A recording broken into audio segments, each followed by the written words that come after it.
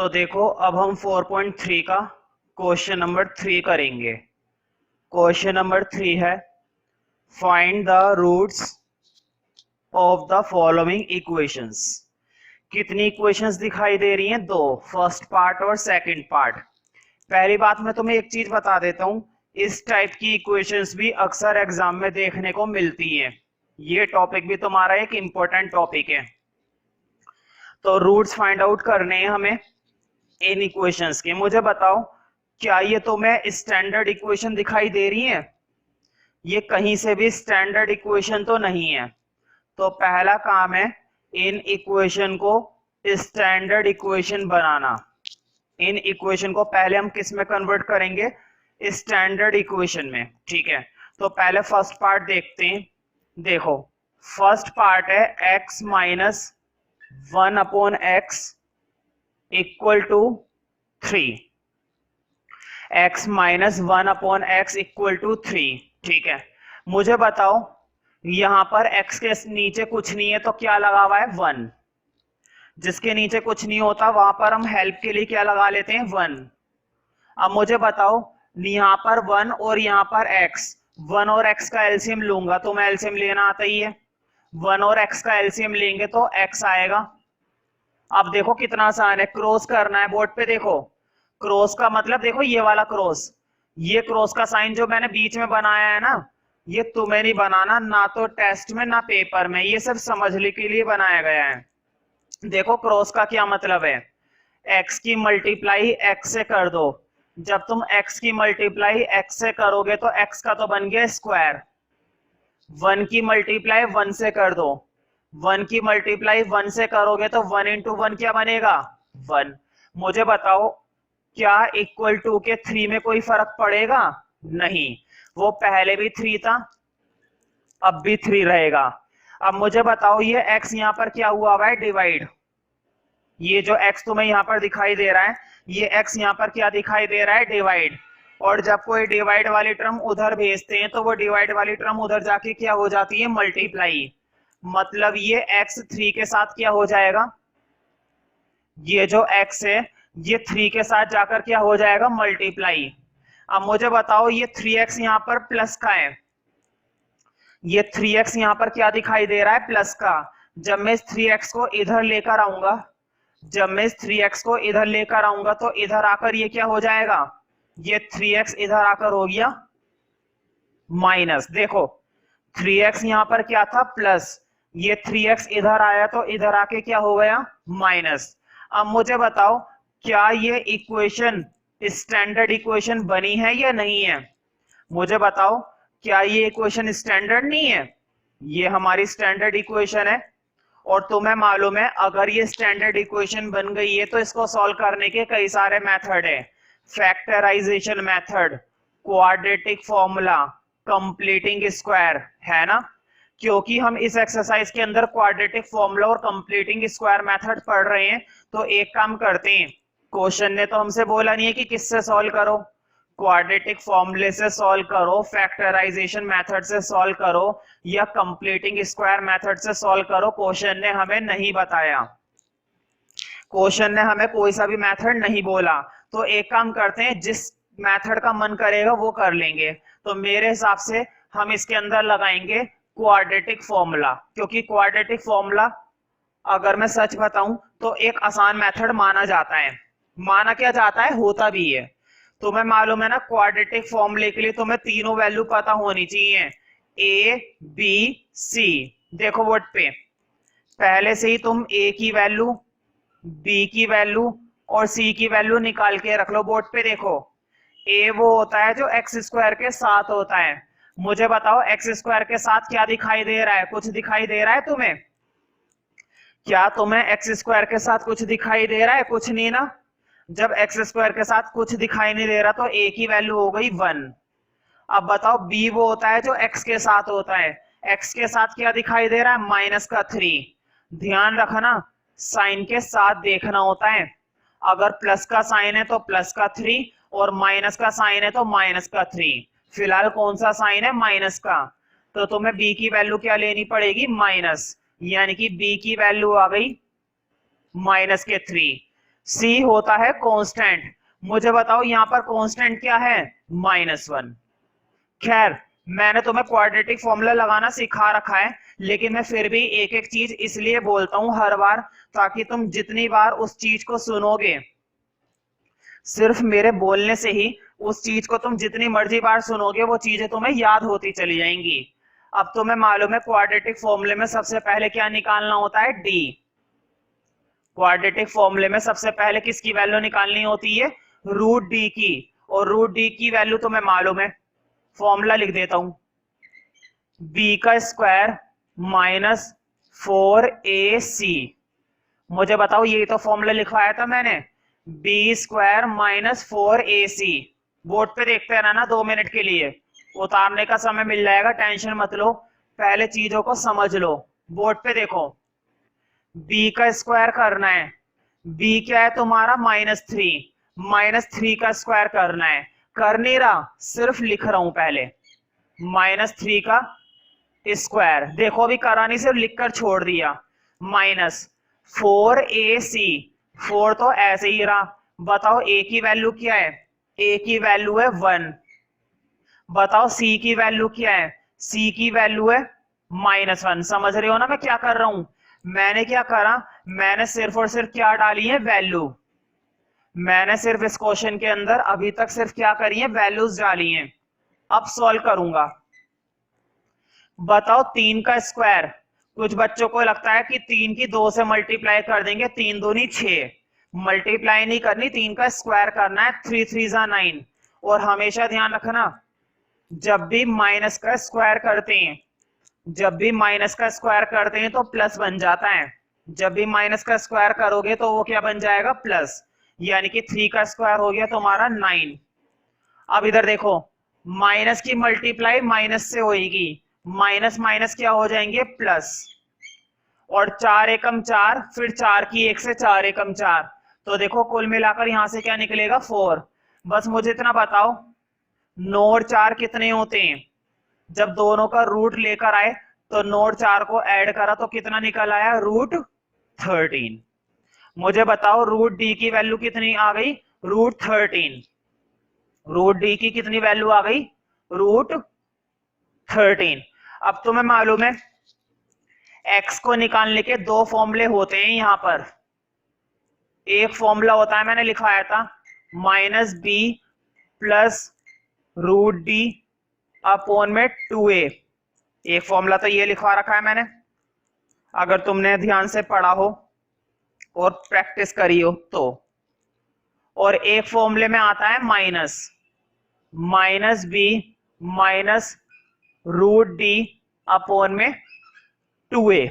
देखो यहां पर आता है प्लस का √d और यहां पर आता है माइनस का √d, बाकी कोई और फर्क नहीं है।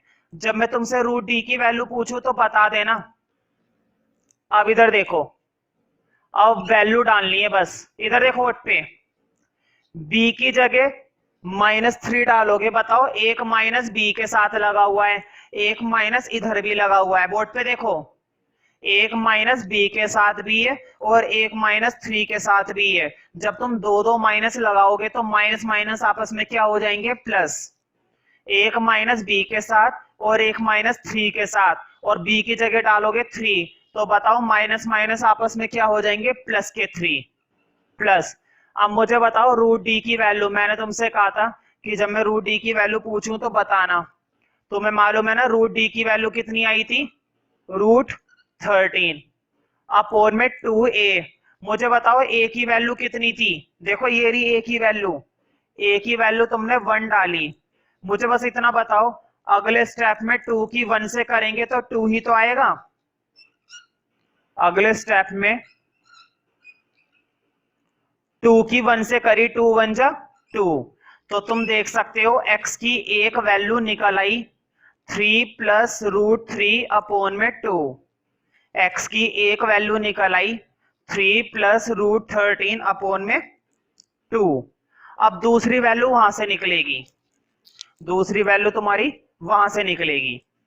ध्यान से देखना। अब फिर से हम वैल्यू निकालेंगे। बोर्ड पे देखो, एक b के साथ माइनस और एक -3 के साथ, फिर से मैं क्या करूंगा, प्लस। बोर्ड पे देखो, यहां पर भी माइनस और यहां पर भी माइनस, तो माइनस माइनस तो हो जाएंगे प्लस, यानी कि सिर्फ क्या बचेगा, 3 माइनस।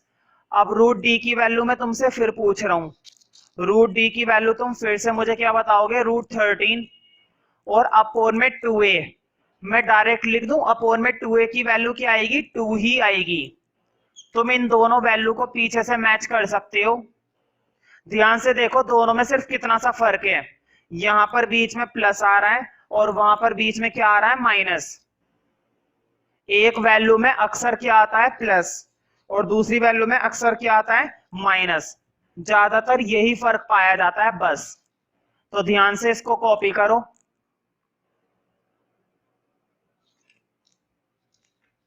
और ये एक इंपॉर्टेंट क्वेश्चन है, क्योंकि मैंने पहले ही बताया है, डायरेक्ट इक्वेशन कम आती है, ऐसी ज्यादा आती है पेपर में सॉल्व करने वाली।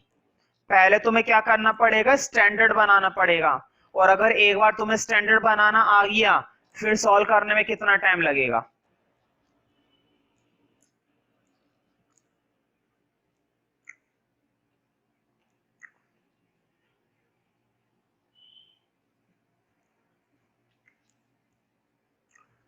अब देखो सेकंड पार्ट है, मुझे देखकर बताओ क्या सेकंड पार्ट में हमें स्टैंडर्ड दे रखी है।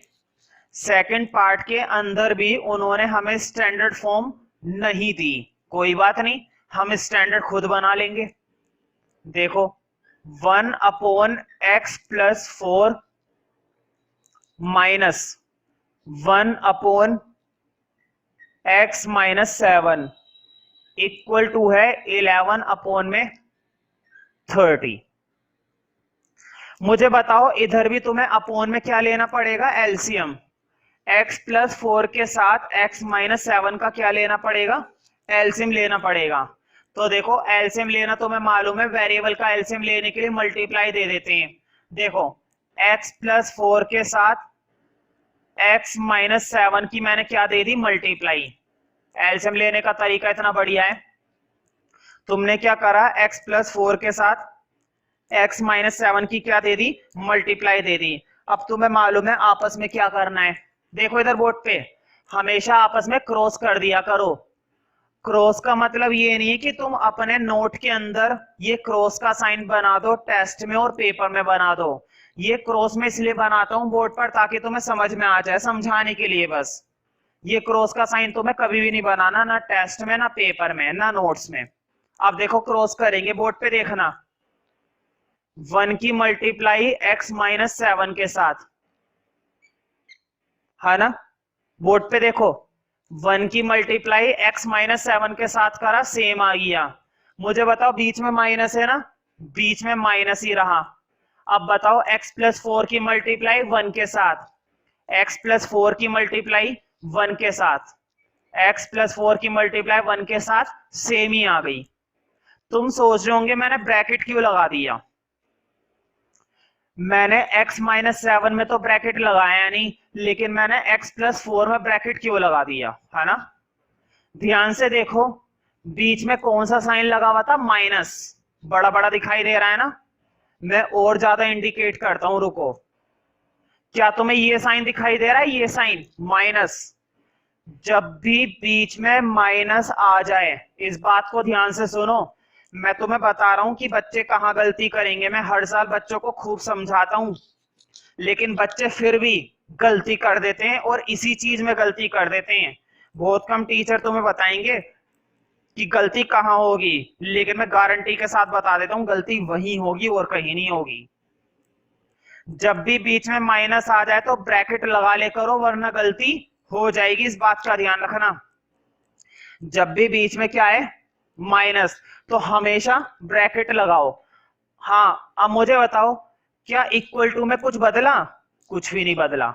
11/30 ही चल रहा है, अपोन के टर्म में कुछ भी चेंज नहीं हुआ, ये हमारा सेम चल रहा है। अब आगे बढ़ते हैं, बोर्ड पे देखना, अब दो काम करूंगा एक साथ। एक साथ कितने काम करूंगा, दो काम। बोर्ड पे देखो, ऊपर माइनस की मल्टीप्लाई अंदर करूंगा और नीचे आपस में मल्टीप्लाई करूंगा। देखो ऊपर माइनस की मल्टीप्लाई अंदर करूंगा, साइन बदल जाएंगे ना, देखना। माइनस की x से करी माइनस एक्स, माइनस की 4 से करी -4, साइन बदल गए ना। अब अपोन में देखो, अपोन में तुम्हें सिंप्लीफाई करना है, बोर्ड पे देखना। पहले x की इन दोनों से करनी है, पहले तुम्हें x की मल्टीप्लाई इन दोनों से करनी है, फिर 4 की मल्टीप्लाई इन दोनों से करनी है। हाँ, x की x से करी x², x की -7 से करी -7x, 4 की x से करी 4x, और 4 की 7 से करी, 4 की 7 से करोगे माइनस के 28, इक्वल टू में 11 अपोन में 30।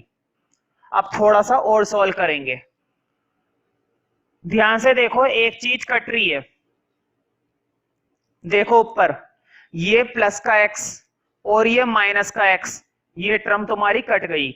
मुझे बताओ माइनस के 7 और माइनस के 4, माइनस के 7 और माइनस के 4 क्या हैं? 7 और 4 कितने हो गए? 11, लेकिन माइनस के, तो माइनस के 11 अपोन में, अब इधर देखो x², बताओ माइनस के 7x और प्लस के 4x, माइनस के 7x और प्लस के 4x, माइनस प्लस क्या होते हैं? माइनस। 7 में से 4 गए, कितने बचेंगे? तुम्हें एक बात तो पता चल गई ना कि माइनस प्लस क्या होता है? माइनस।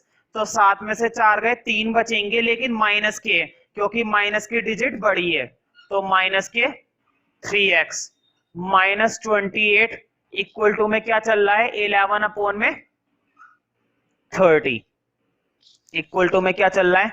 11 अपोन में 30।